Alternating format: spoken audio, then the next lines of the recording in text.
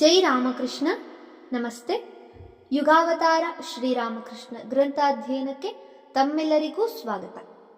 ಸಂಚಿಕೆ 110, ಅಧ್ಯಾಯ 64, ಪರಧರ್ಮ ಸಾಧನೆ. ಅದ್ವೈತ ಸಾಧನೆಯಿಂದ ಶ್ರೀರಾಮಕೃಷ್ಣರು ಗಳಿಸಿಕೊಂಡ ಒಂದು ಅಪೂರ್ವ ಗುಣವೆಂದರೆ ಅಸೀಮ ಔದಾರ್ಯ, ಹೃದಯ ವೈಶಾಲ್ಯ. ಈ ಸದ್ಗುಣ ಅವರಲ್ಲಿ ಹಿಂದೆ ಇರಲಿಲ್ಲವೆಂದಲ್ಲ. ಹಾಗೆ ನೋಡಿದರೆ ಅದು ಅವರಿಗೆ ಜನ್ಮತಃ ಬಂದುದೇ. ಆದರೆ ಆಧ್ಯಾತ್ಮಾನುಭವದ ತುತ್ತ ತುದಿಯಾದ ನಿರ್ವಿಕಲ್ಪ ಸಮಾಧಿಯಲ್ಲಿ ಮಿಂದು ಬಂದ ಮೇಲೆ ಅವರ ಮನಸ್ಸು, ಬುದ್ಧಿ, ಹೃದಯಗಳು ಮೊದಲಿಗಿಂತ 100 ಪಟ್ಟು ಹಿಗ್ಗಿ ವಿಶಾಲವಾದುವು. ಭಗವತ್ ಸಾಕ್ಷಾತ್ಕಾರವೇ ಮಾನವ ಜೀವನದ ಪರಮೋದ್ದೇಶವೆಂದು ಸಾರುವಂತಹ ಯಾವ ಮತ, ಧರ್ಮ, ಸಂಪ್ರದಾಯಗಳಿವೆಯೋ ಅವೆಲ್ಲವುಗಳ ವಿಷಯದಲ್ಲಿ ಶ್ರೀರಾಮಕೃಷ್ಣರಿಗೀಗ ಅಪೂರ್ವ ಆದರ ಉದಿಸಿತು. ಅವೆಲ್ಲವನ್ನು ಅವರೀಗ ಸಮದೃಷ್ಟಿಯಿಂದ ಕಾಣಬಲ್ಲವರಾದರು. ಈ ರೀತಿ ಸರ್ವ ಮತಗಳನ್ನೂ ಆದರದಿಂದ ಕಾಣುವ ಹಾಗೂ ಸರ್ವ ಮತಗಳೂ ತಮ್ಮ ಮತದಂತೆಯೇ ಎಂದು ಭಾವಿಸಿ ಅವುಗಳನ್ನು ಸ್ವೀಕರಿಸುವ ಔದಾರ್ಯ ಗುಣವು ಪೂರ್ಣ ರೂಪದಲ್ಲಿ ಪ್ರಮತಃ ವ್ಯಕ್ತವಾದದ್ದು ಶ್ರೀರಾಮಕೃಷ್ಣರಲ್ಲೇ ಎಂದು ನಿಸ್ಸಂದೇಹವಾಗಿ ಹೇಳಬಹುದು. ದಕ್ಷಿಣೇಶ್ವರಕ್ಕೆ ಬರುತ್ತಿದ್ದ ಅಸಂಖ್ಯಾತ ಯೋಗಿಗಳಲ್ಲಿ, ಸಿದ್ಧರಲ್ಲಿ ಧರ್ಮದ ಆಧ್ಯಾತ್ಮಿಕತೆಯ ಒಂದೊಂದು ಅಂಶ ಮಾತ್ರ ಎದ್ದು ಕಾಣುತ್ತಿದ್ದರೆ, ಶ್ರೀರಾಮಕೃಷ್ಣರಲ್ಲಿ ಅದು 100ಕ್ಕೆ 100 ವ್ಯಕ್ತವಾಗಿದ್ದುದು ಸುಸ್ಪಷ್ಟ. ಇದರ ಪರಿಣಾಮವಾಗಿ ಅವರು ಮತೀಯ ಅಸಹಿಷ್ಣುತೆಯನ್ನು, ತಮ್ಮ ಮತವೇ ಶ್ರೇಷ್ಠವೆಂಬ ಮತಾಂಧತೆಯನ್ನು ಸ್ವಲ್ಪವೂ ಸಹಿಸದಾದರು. ಆದ್ದರಿಂದಲೇ ಧಾರ್ಮಿಕ ವಿಷಯಗಳಲ್ಲಿ ಸಂಕುಚಿತ ಮನೋಭಾವವನ್ನು ಕಂಡರೆ ಕೂಡಲೇ ಅದನ್ನು ತಿದ್ದುವ ಪ್ರಯತ್ನ ಮಾಡುತ್ತಿದ್ದರು. ಶ್ರೀರಾಮಕೃಷ್ಣರ ಮತೀಯ ಔದಾರ್ಯವನ್ನು ಜಗತ್ತಿಗೆ ಸಾಬೀತುಪಡಿಸುವ ಒಂದು ಸಂದರ್ಭ ಒದಗಿ ಬಂದಿತು. ಅವರು ಆಮಶಂಕೆಯಿಂದ ಗುಣಮುಕ್ತರಾಗುತ್ತಿದ್ದ ಸಮಯವದು. ಆಗ ದಕ್ಷಿಣೇಶ್ವರಕ್ಕೆ ಗೋವಿಂದರಾಯ್ ಎಂಬೊಬ್ಬ ವ್ಯಕ್ತಿ ಆಗಮಿಸಿದ. ಈತ ಭಗವದ್ಭಕ್ತ. ಬಹುಕಾಲದಿಂದಲೂ ಭಗವತ್ ಚಿಂತನೆ ಸಾಧನೆಗಳಲ್ಲಿ ತೊಡಗಿದ್ದವನು. ಮೂಲತಃ ಕ್ಷತ್ರಿಯ. ಆದರೆ ಈಚೆಗೆ ಸ್ವ ಇಚ್ಛೆಯಿಂದ ಇಸ್ಲಾಂ ಧರ್ಮವನ್ನು ಅವಲಂಬಿಸಿದ್ದ. ಪಾರಸಿ, ಅರಬ್ಬಿ ಭಾಷೆಗಳಲ್ಲಿ ಪಂಡಿತ. ಇವನು ಚಿಂತನಶೀಲ ವ್ಯಕ್ತಿ. ಧರ್ಮಕ್ಕೆ ಸಂಬಂಧಿಸಿದ ನಾನಾ ತತ್ವಗಳ ಬಗ್ಗೆ ಆಳವಾಗಿ ಚಿಂತನೆ ನಡೆಸಿದ್ದ. ವಿವಿಧ ಮತ ಸಂಪ್ರದಾಯದ ಜನರೊಂದಿಗೆ ಬೆರೆತು ಒಡನಾಡುತ್ತಿದ್ದ.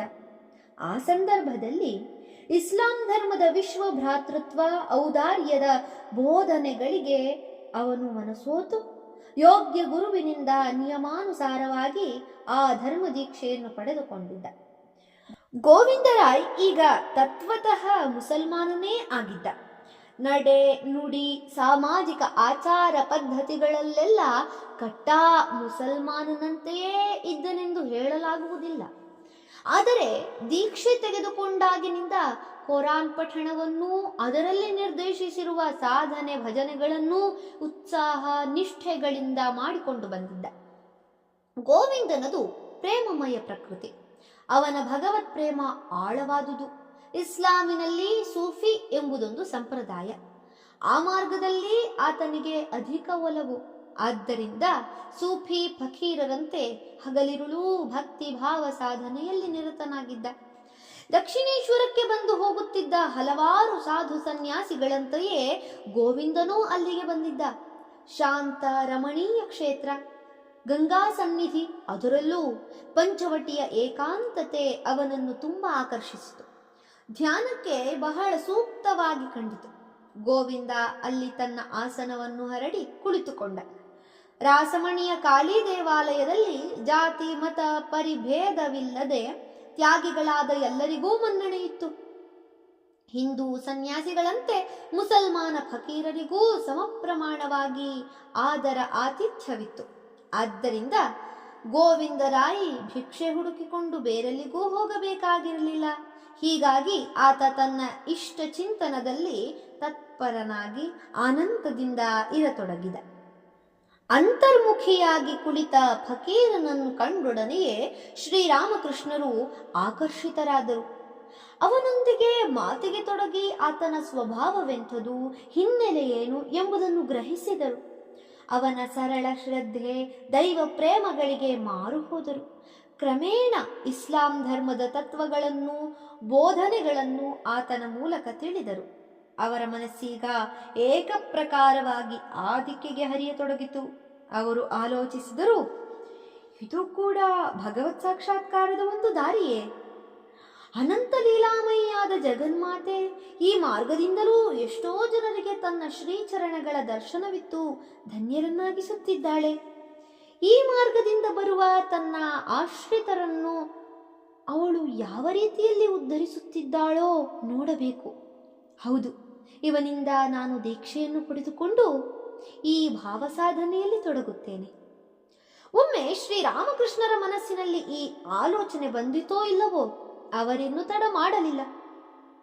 ಅದನ್ನು ಕಾರ್ಯರೂಪಕ್ಕಿಳಿಸುವವರೆಗೆ ಅವರಿಗೆ ಸಮಾಧಾನವಿಲ್ಲ.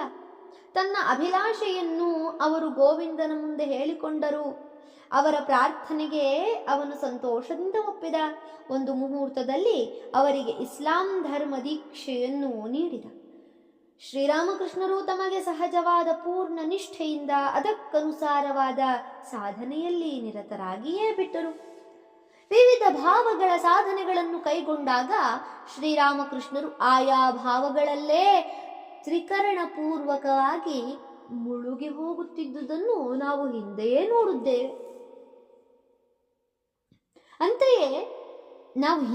ನೋಡಿದ್ದೇವೆ. ಅಂತೆಯೇ ಇಸ್ಲಾಂ ಧರ್ಮದ ಸಾಧನೆಯಲ್ಲಿ ತೊಡಗಿದಾಗಲೂ ಸಹ ಆ ಸಮಯದಲ್ಲಿ ಅವರಿಗೆ ಮುಸಲ್ಮಾನರ ಆಹಾರವನ್ನೇ ತಿನ್ನುವ ಇಚ್ಛೆಯುಂಟಾಯಿತು. ಮಥುರನೇನೋ ಅದಕ್ಕೆ ವ್ಯವಸ್ಥೆ ಮಾಡಿಕೊಡಬಲ್ಲ. ಶ್ರೀರಾಮಕೃಷ್ಣರು ಅದನ್ನು ಯಾವ ಭಯ ಸಂಕೋಚಗಳಿಲ್ಲದೆ ಸ್ವೀಕರಿಸಬಲ್ಲರು. ಆದರೆ ಹಿಂದೂಗಳಿಗೆ ವರ್ಜ್ಯವಾದ ಆಹಾರವನ್ನು ತಿಂದರೆ ನಾಳೆ ದಿನ ಏನಾದೀತೋ ಹೇಗೆ ಹೇಳುವುದು? ಇದು ಮಥುರನ ಚಿಂತೆ. ಆದ್ದರಿಂದ ಶ್ರೀರಾಮಕೃಷ್ಣರು ಹಾಗೆ ಮಾಡದಂತೆ ಅವನು ಕಷ್ಟಪಟ್ಟು ಅವರ ಮನವೊಲಿಸಿದ. ಆದರೆ ಶ್ರೀರಾಮಕೃಷ್ಣರ ಇಚ್ಛೆಯನ್ನು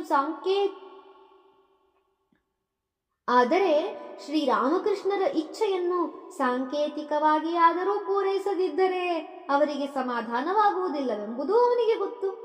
ಆದ್ದರಿಂದ ಅವನು ಒಬ್ಬ ಮುಸಲ್ಮಾನ ಬಾಣಸಿಗನನ್ನು ಕರೆಯಿಸಿದ. ಆತನ ನಿರ್ದೇಶನದಂತೆ ಮುಸಲ್ಮಾನ ಪದ್ಧತಿಯ ಅಡಿಗೆಯನ್ನು ತಯಾರಿಸಲು ಒಬ್ಬ ಬ್ರಾಹ್ಮಣನನ್ನು ನೇಮಿಸಿದ. ಇಸ್ಲಾಂ ಧರ್ಮ ಸಾಧನೆಯಲ್ಲಿ ತೊಡಗಿದ್ದಾಗ ಶ್ರೀರಾಮಕೃಷ್ಣರು ಒಮ್ಮೆಯೂ ಕಾಳಿ ದೇವಾಲಯವನ್ನು ಪ್ರವೇಶಿಸಲಿಲ್ಲ. ಅದರ ಆವರಣದಾಚೆ ಇರುವ ಮಥುರನಿಗೆ ಸೇರಿದ ಕೋಣೆಯೊಂದರಲ್ಲಿ ಇರತೊಡಗಿದರು.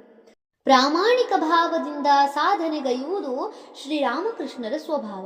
ಅಂಥವರಿಗೆ ಸಿದ್ಧಿ ಸ್ವತಃ ಸಿದ್ಧವಲ್ಲವೇ? ತಮ್ಮ ಆ ಸಾಧನೆಯ ಬಗ್ಗೆ ಅವರೇ ಮುಂದೆ ಹೀಗೆ ಹೇಳಿಕೊಳ್ಳುತ್ತಾರೆ. ಆಗ ನಾನು ಅತ್ಯಂತ ಭಕ್ತಿಯಿಂದ ಅಲ್ಲಾ ನಾಮ ಜಪ ಮಾಡುತ್ತಿದ್ದೆ.